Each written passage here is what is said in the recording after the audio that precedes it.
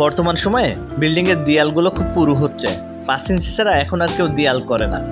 এর সাথে সিমেন্ট বালি সংমিশ্রণে হয়তো 5 ইঞ্চি দেয়াল 7 ইঞ্চিতে পরিণত হচ্ছে। কিন্তু একটা সময় ছিল যখন মানুষের দেওয়াল ছিল না, তখন কাঠের বেড়া, বাঁশের চটা, হুগলা ইত্যাদি দিয়ে মানুষ ঘর তৈরি করত।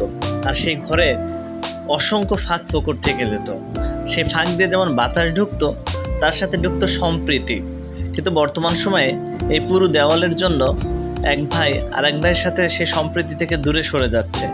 তাদের দেওয়াল যেমন পুরো হচ্ছে, তাদের মনের দূরত্বও বেড়ে চলেছে। ইট, কাঠ ও পাথরের পৃথিবীতে মানুষ অনেক যান্ত্রিক হয়ে পড়েছে।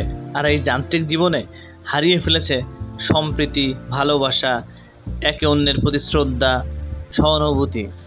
বিল্ডিংয়ের উপরে বিল্ডিং হচ্ছে, কিন্তু মনের দূরত্ব বেড়ে চলেছে।